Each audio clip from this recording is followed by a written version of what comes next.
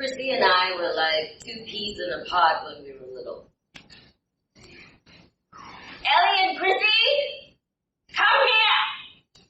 That's how my mom would call us. We would enter the house with feet and hands needing a good wash after playing hopscotch on the front porch or shooting marbles in the dirt. At other times, we sang songs or choreographed interpretive dances to the likes of Eldebarge and Mariah Carey. When it feels like the world is on your shoulders and all of America has got you going crazy. Still, at other times, I held my sister's hand to reveal I had a crush on the likes of Magic Johnson or a random news reporter that showed up on the only TV screen my family owned. We would stand our little bodies up in front of the tube and press our lips against the screen to practice kissing. Like this! Come on, girl, we need to learn how to do this!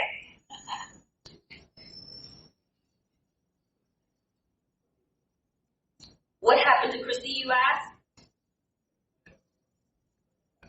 Too much. She, like I, carried the full weight of her secrets. By the time we were in our 20s, I was off in college in the U.S. and she had had her first child. By the time I was completing my master's degree program in Iowa, she was having baby number 2. I found out many years later that I had missed the trial of the century in my family. Chrissy was one of many victims of a serial rapist. During the trial, the defense counsel called my mother to the stand and berated her for not training up her child in a way that she could avoid being raped.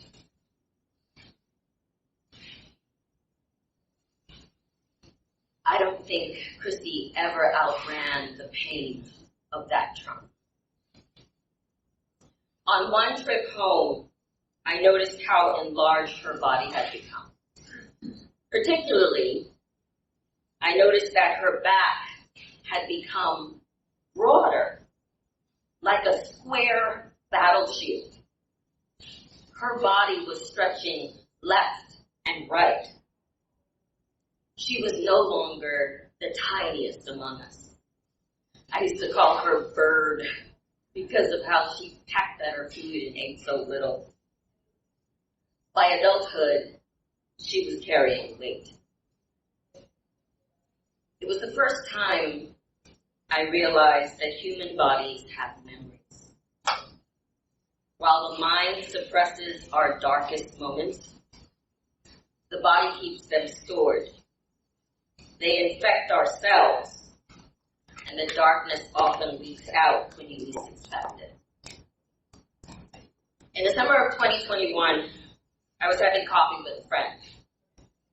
I have no clue how the subject of my baby sister came up. I was telling my friend a story about one of my last visits home, when my baby sister unexpectedly started a fight with me. I was at a loss as to explaining the source of her anger, which was directed at me.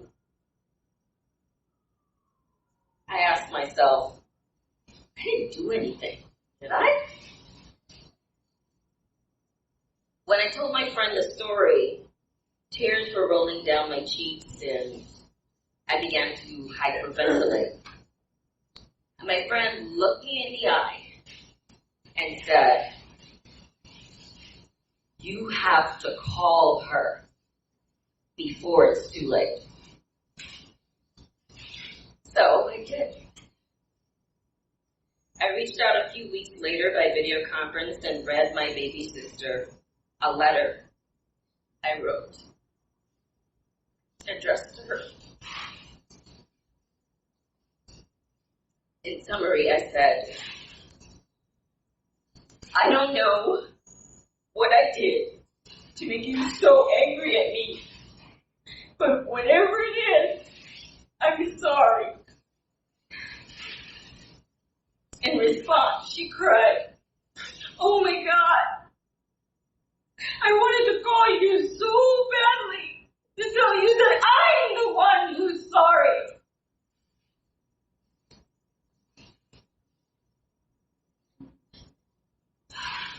We talked for hours that night in July of 2021, catching up on the highs and lows of what we each missed in each other's lives over the years.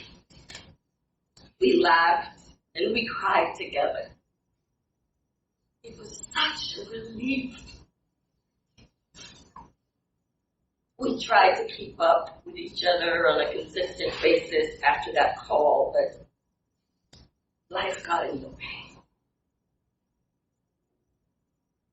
By August of 2021, I was checking in with one of my other siblings who shared the news that Chrissy had contracted COVID-19.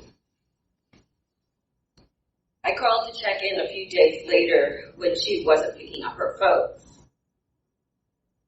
But that weekend, she had to be rushed to the hospital by ambulance because she couldn't breathe.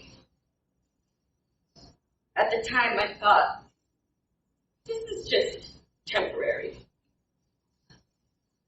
This too shall pass. I drowned myself in work so as to not focus on it too much, but thoughts of her lingered. A week later, Chrissy was put on a ventilator. 2 weeks after that, the doctors were weaning her off the breathing apparatus, and she was doing well enough to enjoy a video conference call with her kids and her husband. I prayed for a miracle. My family started making weekly conference calls to share prayers and positive thoughts. 2 weeks later, Chrissy was back on the ventilator. On September 30th, 2021, one of my sisters, Carla, called. I picked up the call right away and asked if there was a new update from the hospital. Instead of answering my question, my sister asked me where I was and what I was doing. I explained that I was at work. She said, yes, there's been a change, but call me back when you're sitting down and away from work. I said, okay, I'm going home right now. So I called my boss, told him that I thought something was wrong at home and needed to take the rest of the day, got approval, got home to my apartment and called Carla back. She said, Ellie, are you sitting down? I answered, yes, I'm home now. What's going on? I'm sorry to say, Chrissy had a stroke today and lost consciousness. They couldn't bring her back.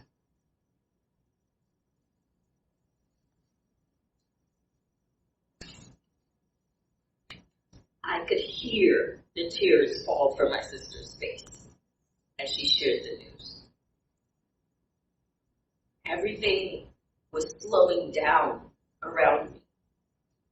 It was as if time stopped, and her voice seemed so much farther away. She's gone, Ellie. She's gone. By now she was wailing. I sat on my bed with the phone to my ear, quiet.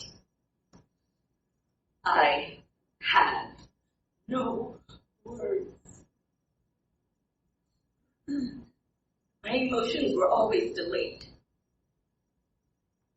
When I finally spoke, I could only mutter, okay, call you back later. took a deep breath, went into the shower to take the day off me. I let the water hit my face to remove the salted string of tears that I thought would leave scars.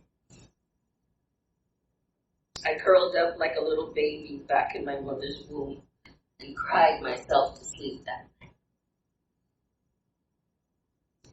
The proudest moment of my life today is not my highest education degree, nor any recognition from an institution. It is making that call that night, July of 2021, to say I was sorry before she was gone. I am ever so grateful to have that opportunity and that we shared peace before it was too late.